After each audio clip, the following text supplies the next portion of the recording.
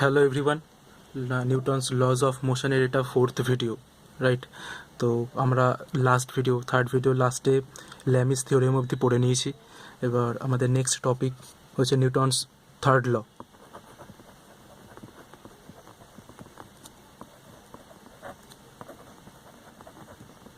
Newton's third law কি বলছে? To every action there is always an equal and opposite reaction, right? To every action there is always an equal in what? Equal in magnitude,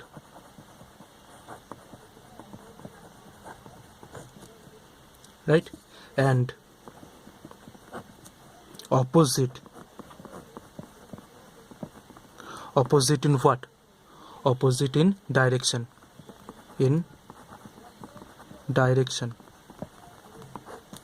reaction. To every action there is always an equal in magnitude and opposite in direction reaction. মানে এখানে বলছে অ্যাকশনের রিয়াকশানটা ম্যাগনিটিউডটা same হবে কিন্তু ডাইরেকশানটা opposite হবে। এবার এটাকে যদি একটু নিই, কয়েকটা পয়েন্টে আমি লিখে দিই, তাহলে দেখো ফার্স্ট পয়েন্ট হচ্ছে, যখন তুমি কোনো একটা বডির উপরে একটা ফোর্স অ্যাপ্লাই করছো, ঠিক আছে, তাহলে ওই বডিটাও কিন্তু তোমার উপরে একটা ফোর্স অ্যাপ্লাই করবে, ঠিক সেম অ্যামাউন্টেরই ফোর্স, ঠিক ইকুয়াল অ্যামাউন্টের ফোর্স, আর অপোজিট ডাইরেকশানে। অপোজিট কেন? কারণ তোমার ওপরে অ্যাপ্লাই করছে, তাই তো? মানে তুমি ধরো একটা বডি এখানে আছে, এই বডিটার ওপরে যদি এফ পরিমাণ ফোর্স অ্যাপ্লাই করা যায়, তাহলে এই বডিটাও যে অ্যাপ্লাই করছে আর কি এজেন্টটা, তার উপরে একটা এফ পরিমাণ রিয়াকশান ফোর্স দেবে, ঠিক আছে? তো এটাই বলছে যে when a body exerts a force on any other body, the second body also exerts an equal and opposite force on the first body. Okay, next,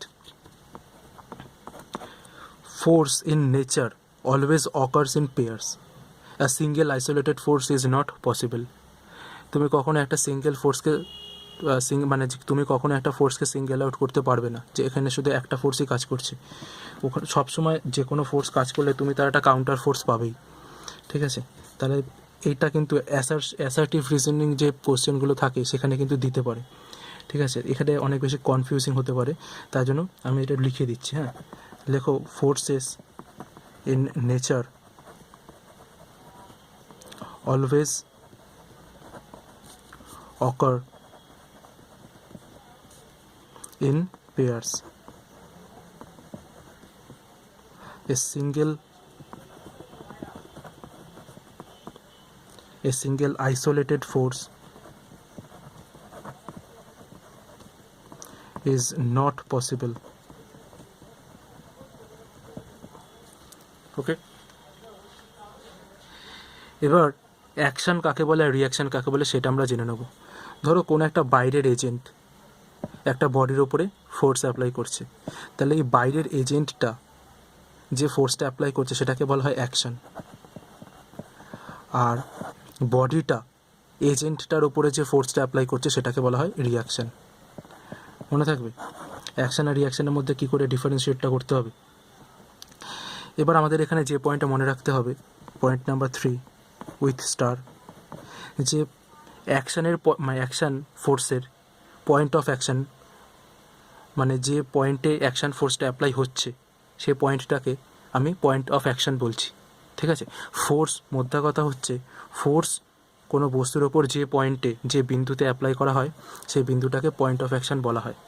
ওকে, তো আমি সেটার নিয়েই বলছি যে অ্যাকশনটা মানে কি, বাইরের একটা এজেন্ট ওই বস্তুটার ওপরে যে ফোর্সটা অ্যাপ্লাই করছে সেটা যে পয়েন্টে করছে সেই পয়েন্টটা, এবং রিয়াকশন কি বললাম, অ্যাকশন পয়েন্ট মানে ফোর্স অফ রিয়াকশনের যে অ্যাকশন পয়েন্ট অফ অ্যাকশনটা, সেটা মানে এই বডিটা ওই বাইরের এজেন্টের উপরে যে বল প্রয়োগ করছে সেই বলের প্রয়োগ বিন্দু পয়েন্ট অফ অ্যাকশন, এই দুটো সবসময় আলাদা হবে, ঠিক আছে? দুটো সেম পয়েন্ট হবে না।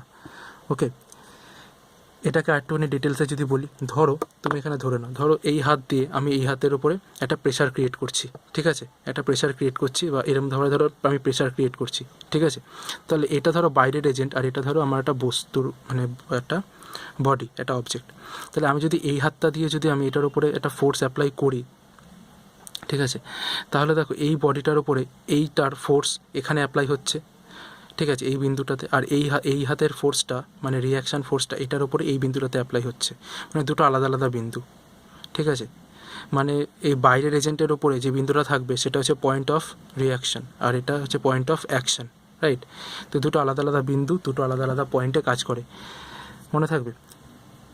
এটা যদি না মানে ধরো এটা যদি না হতো, মানে ধরো এই একটা হাতের উপরে পয়েন্ট অফ অ্যাকশান আর পয়েন্ট অফ রিয়াকশান দুটোই একটা হাতের উপরে যদি থাকতো, তাহলে কি হতো, তাহলে যে কোনো অবজেক্ট মানে আমার ক্ষেত্রে আমার ডান হাতটা ইকুইলিব্রিয়াম কন্ডিশনে চলে যেত, মানে ও নড়তো না বা ওর উপরে কোনো রকম কোনো অ্যাক্সেলারেশন ক্রিয়েট হতো না, ঠিক আছে। ইকুইলিব্রিয়াম কন্ডিশনে চলে যেত, কেন? কারণ ওগুলো কনকারেন্ট ফোর্স হয়ে যাচ্ছে, একই সেম পয়েন্ট অফ অ্যাকশানের ওপরে সব অনেকগুলো ফোর্স অ্যাপ্লাই হচ্ছে, রাইট। তাহলে কি বললাম, action and reaction never act on the same body, ঠিক আছে। যদি এটা করতো তাহলে এটা কী হতো, যে বস্তুটা ইকুইলিব্রিয়ামে থাকতো, ওকে। তো আমি এটাকেই 3 নম্বর পয়েন্টে লিখতে পারি যে action and reaction never act on the same body, okay. এবার ধরে নাও যে এ আর বি দুটো অবজেক্ট আছে। এবার আমি এফ এ বি দিয়ে বোঝাচ্ছি এ বডিটার ওপরে বি বডিটার যে ফোর্সটা দিচ্ছে, ঠিক আছে। তাহলে এফ এ বি দিয়ে বোঝাচ্ছে force exerted on A by B, এটাকে আমি অ্যাকশন নাম দিচ্ছি। তাহলে রিয়াকশানটা কী হবে, এফ বি এ হয়ে যাবে force exerted on B by A, এটা কি হয়ে যাবে, রিয়াকশান হয়ে যাবে। দেখো এখানে যে পয়েন্টটা নোট করার সেটা হচ্ছে এর নোটেশানটা। আমি এফ এ বি দিচ্ছি আর আমি এফ বি এ দিচ্ছি, এই দুটো, এটা অ্যাকশান এটা রিয়াকশান, তারা equal in magnitude and opposite in direction. তাহলে আমি মাইনাস সাইনটা দিয়ে দেবো। তাহলে দেখো মাইনাস সাইন দিলে এ বিটা উল্টে গিয়ে বিয়ে হয়ে যাচ্ছে, তাই তো। তাহলে দেখছি শুধু নোটেশানটা কীভাবে চেঞ্জ হয়ে যাচ্ছে উইথ সাইন। এইভাবে আমরা নোটেশানগুলো ইউজ করব, রাইট।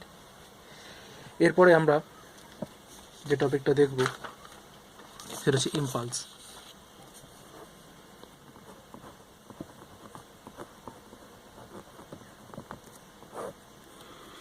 ইম্পালসটা কি, ইম্পালসের একটা এক্সাম্পল দিচ্ছি। দেখো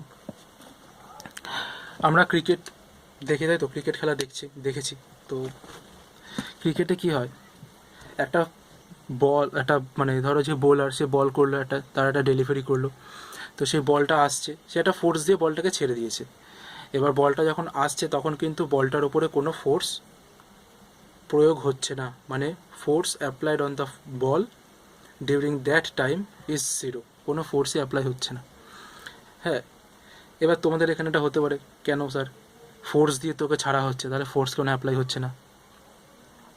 ভাবো যে ওই বলটাকে কেউ ব্যাটসম্যানের দিকে না ছুড়ে অন্য কোনো দিকে ধরো বোলার ওই বলটা ছুড়লো, তাহলে বলটা থেমে যাবে কি থেমে যাবে না? থেমে যাবে, রাইট।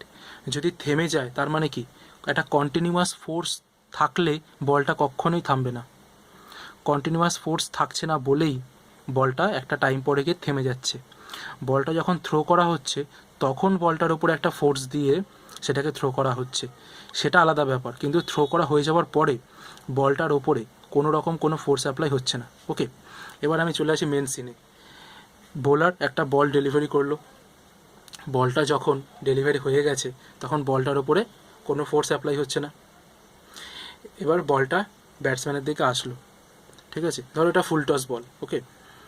এবার ব্যাটসম্যান তার ব্যাটের সঙ্গে যে টাচ করলো বলটা কী হবে, সঙ্গে সঙ্গে তার ডাইরেকশান চেঞ্জ করে অন্যদিকে চলে গেল, ঠিক আছে, চলে যায় হয়তো। এখানে কি হচ্ছে দেখো কেসটা, যখন বলটা ব্যাটসম্যানের ব্যাটের দিকে আসছে তখন বলটার ওপরে অ্যাপ্লাইড ফোর্স ইজ 0, বাট ওই বলটার কিন্তু একটা ইনিশিয়াল মোমেন্টাম ছিল, বলটার মাসও আছে, বলটা একটা ভেলোসিটি নিয়ে আসছিল, ইনিশিয়াল মোমেন্টাম ছিল। এবার বলটা যে ব্যাটে লাগলো তখন ব্যাটের যাবতীয় ফোর্স পুরোটা একটা স্মল ডিউরেশন অফ টাইমের জন্য বলটার ওপর অ্যাপ্লাই হলো।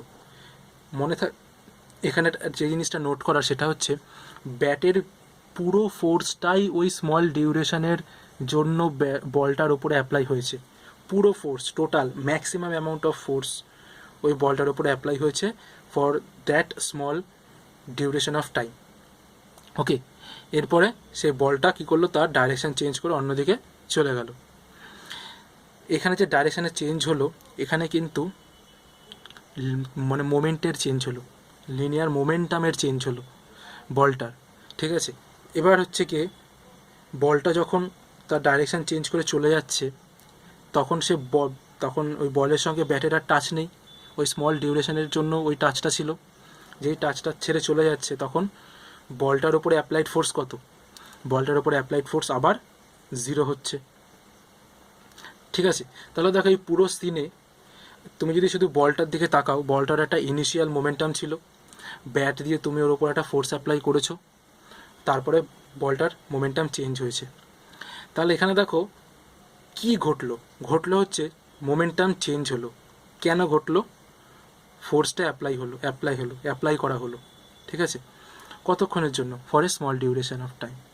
তাহলে একটা স্মল ডিউরেশন অফ টাইমের জন্য একটা ফোর্সের যে ইম্প্যাক্ট, একটা ফোর্সের যে এফেক্ট, ঠিক আছে, সেটা চেঞ্জ ইন মোমেন্টামে আমরা রিপ্রেজেন্ট করছি বা বুঝতে পারছি, এটাই হচ্ছে impulse.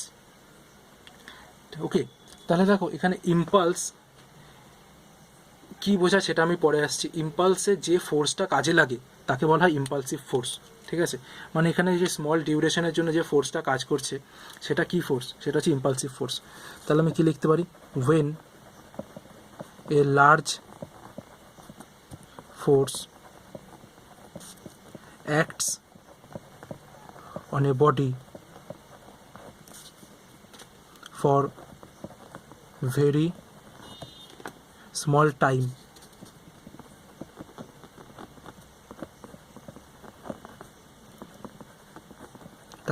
interval, okay, it is called impulsive force.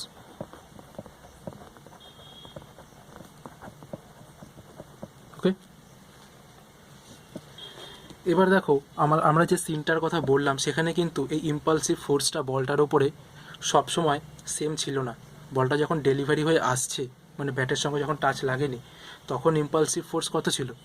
0। যখন টাচ লাগছে তখন ইম্পালসিভ ফোর্স কত ছিল? ম্যাক্সিমাম। যখন আবার চলে যাচ্ছে ডাইরেকশান চেঞ্জ করে তখন ইম্পালসিভ ফোর্স কত? 0। তাহলে 0 থেকে ম্যাক্সিমাম থেকে 0, তাই তো। তো এখানে একটা জিনিস মনে রাখার যে an impulsive force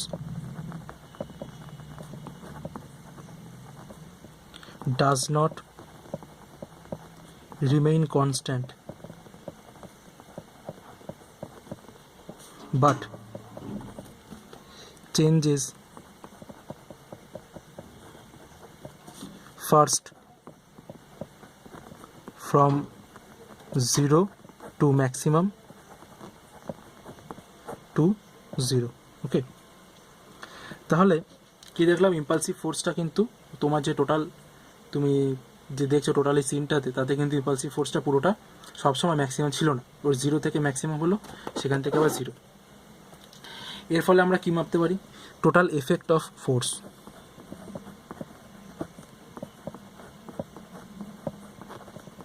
total effect of force, এটাকেই বলা হচ্ছে impulse. Okay, effect of force. তাহলে দেখো এফেক্ট অফ ফোর্স এটা কোনো ফিজিক্যাল কোয়ান্টিটি হতে পারে না, তাই তো। মানে আমি এটাকে কীভাবে মাপবো এফেক্ট অফ ফোর্স? বরং এটাকে ম্যাথামেটিক্যালি যদি দেখানো যেতে পারে সেটা হচ্ছে আমি এইভাবে বলতে পারি, impulse I = integral of time ইন্টারভ্যালটা ধরো T1 থেকে শুরু করে T2 অবধি চলেছে, ওই ফোর্সটা অ্যাপ্লাই হয়েছে, ঠিক আছে, এফ ডিটি। ওকে, এটা হচ্ছে ইম্পালসের ম্যাথামেটিক্যাল এক্সপ্রেশন। তাহলে বুঝতে পারছি ইম্পালস মানে কি? ইম্পালস মানে হচ্ছে ফোর্স ইন্টু টাইম, এটা করলে তুমি ইম্পালস পেয়ে যাচ্ছ। এফ একটা ভেক্টর কোয়ান্টিটি, তো সুতরাং আইও একটা ভেক্টর কোয়ান্টিটি হবে। ডাইমেনশান কি হবে? Dimension ml T⁻⁻1। ইউনিটস বলো, এসআই পদ্ধতিতে নিউটন সেকেন্ড, আর সিজিএস পদ্ধতিতে ডাইন সেকেন্ড। ওকে,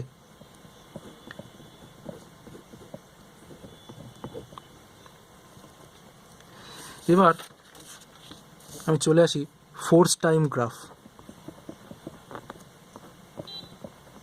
ফোর্স টাইম গ্রাফ গ্রাফটা কি বলছে? বলছে তুমি যদি ফোর্স টাইম গ্রাফটা কখনো ড্র করো, তাহলে impulse is equal to the area under F T curve.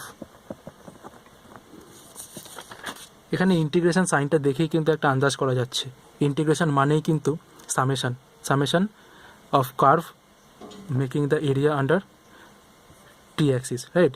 তো এফটি কার্ভটা যে এটুকু এরিয়াকে কভার করছে, সেই এরিয়াটার ক্ষেত্রফলটাই হচ্ছে গিয়ে ইম্পালস। তা আমি যদি এটাকে গ্রাফিক্যালি দেখাই, ধরো তো এরকম একটা এফটি কার্ভ, এরকম ফোর্সটা অ্যাপ্লাই হয়েছে, তো এটা হচ্ছে T1, এটা হচ্ছে T2। ওকে, তাহলে এটাই হচ্ছে গিয়ে ইম্পালস, হচ্ছে এই এরিয়াটুকুকে বোঝাচ্ছে, তাহলে এটা হচ্ছে ইম্পালস। সেটা কি হচ্ছে ইম্পালস? ইন্টিগ্রাল অফ T1 থেকে T2 f DT.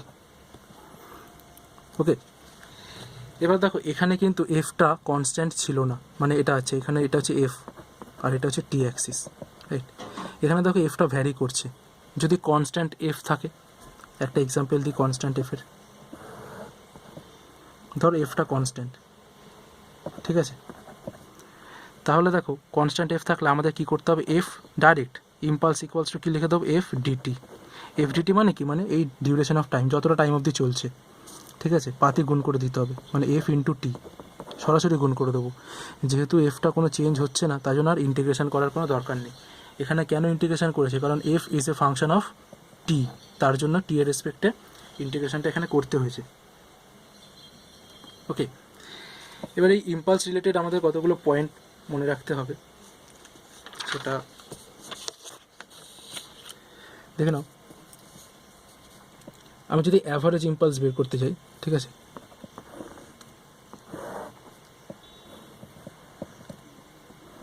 Average impulse কখন বের করব? অ্যাভারেজ ইম্পালস বের করব যখন আমাকে অ্যাভারেজ একটা ফোর্স দেওয়া থাকবে। এটা এটা এফ আর এটা টি অ্যাক্সিস, আর এই ডট ডট লাইনটা দেখতে পাচ্ছ, এটা হচ্ছে F AV, average value of force. Okay, তো দেখতে পাচ্ছি এখানে ফোর্সটা কিন্তু এরকমভাবে ভ্যারি করছে, ঠিক আছে? এখান থেকে আমি কি বলতে পারি? ধরো আমরা নিউটনের সেকেন্ড ল থেকে কি বলতে পারি? F equals to DP DT. তাহলে F DT equals to DP. Integration করলে কি হচ্ছে? ধরো T1 থেকে T2 টাইম অবধি এটাকে তুমি নিয়েছো, তাহলে এটা কত হচ্ছে? Del tea time. T1 থেকে T2 f DT equals to integral of P1 থেকে P2 ডিপি। T1 টাইমে momentum P1, linear momentum P1, আর T2 টাইমে লিনিয়ার মোমেন্টাম P2, ঠিক আছে? তাহলে এখান থেকে দেখো কী পাচ্ছ, যে I impulse equals to P2 minus P1, মানে কি ডেল পি। ওকে, তো the impulse of a force is equal to the change in momentum. Impulse of a force is equal to the change in momentum. তাহলে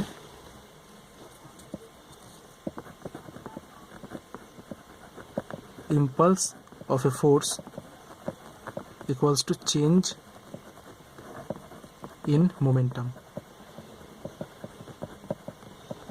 এই যে স্টেটমেন্টটা এখানে লিখলাম এটাকে বলে impulse momentum theorem. Impulse momentum theorem. Okay, আচ্ছা এবার দেখো, যদি কোনো একটা অবজেক্টের ইম্পালসটা কনস্ট্যান্ট থাকে তাহলে এফ ইন্টু টি, বুঝতে পারছো, যদি ডিউরেশন বেড়ে যায় মানে ইম্পালসিভ ফোর্সের যদি ডিউরেশন বেড়ে যায় তাহলে ইম্পালসিভ ফোর্সের ভ্যালুটা কমে যাবে, আর যদি ডিউরেশন কমে যায় তাহলে সেম ইম্পালস ক্রিয়েট করতে তোমাকে একটু বেশি ফোর্স অ্যাপ্লাই করতে হবে, বুঝতে পারছো তো। তাহলে এফ আর টি পরস্পর কি, এফ আর টি পরস্পর ইনভার্সলি প্রপোর্শনাল যদি আইটা কনস্ট্যান্ট হয় তো। ওকে, আমাদের নেক্সট টপিক হচ্ছে law of conservation of linear momentum.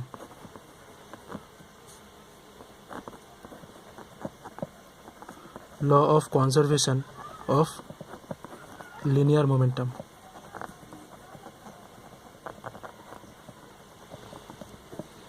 এটার একটা দারুণ স্টেটমেন্ট আছে।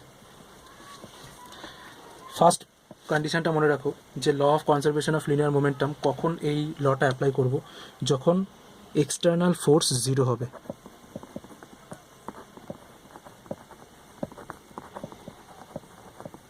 ঠিক আছে, এফ এক্সটার্নাল যখন জিরো হবে। সো যখন কোনো এক্সটার্নাল ফোর্স জিরো হচ্ছে না আর যখন সিস্টেমটাও আইসোলেটেড আছে, সিস্টেম ইজ আইসোলেটেড আর মাস কনস্ট্যান্ট, তাহলে কন্ডিশনগুলো জেনে নাও।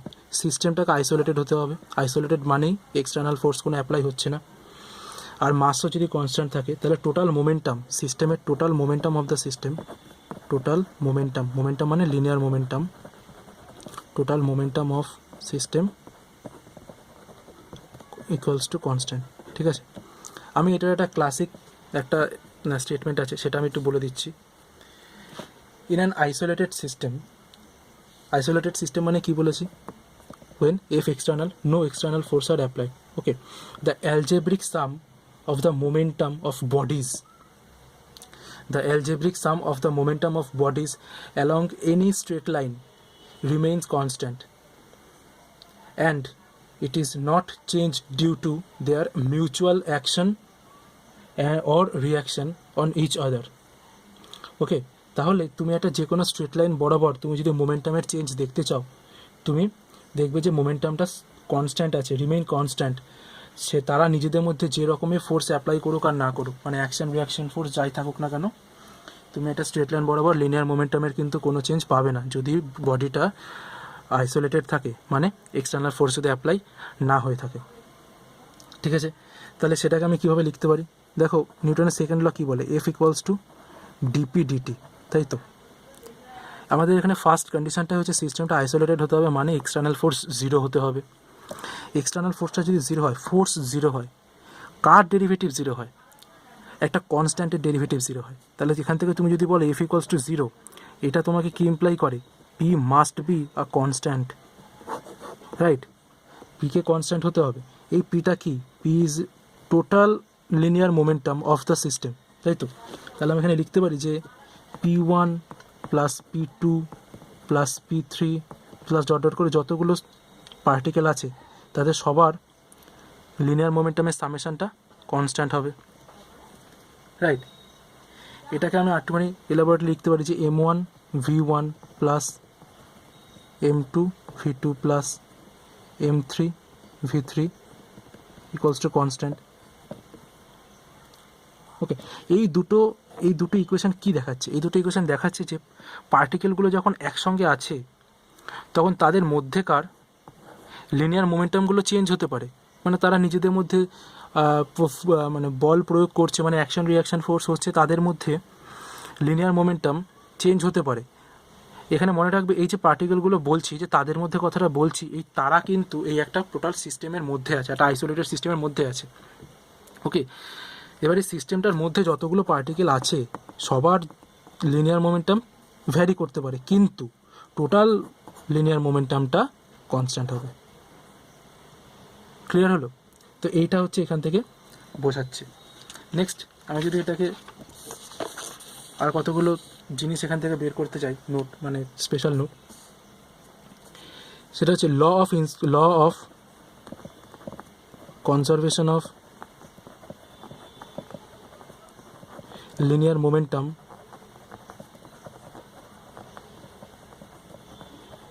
is independent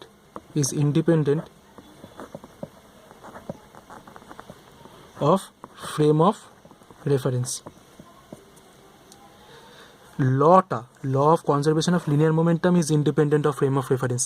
linear momentum কিন্তু is dependent on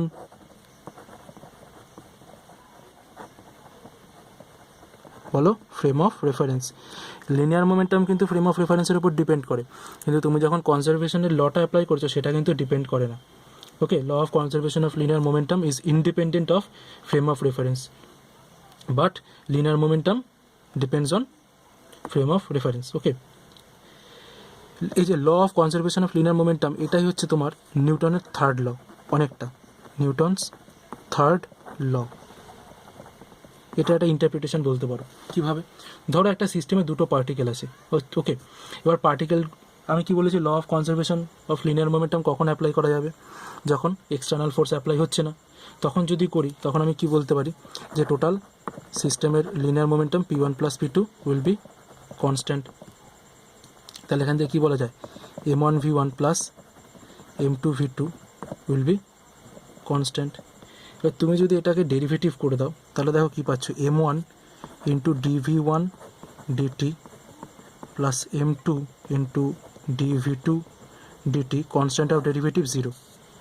তাহলে এখানে কী পাচ্ছ, এটা হচ্ছে তুমি পাচ্ছ m1 × a1, তাই তো, equals to f1 plus m1 × a2 acceleration equals to f2 equals to 0। So দেখো f1 equals to minus of f2, এটাই কিন্তু আমাদের থার্ড ল ছিল।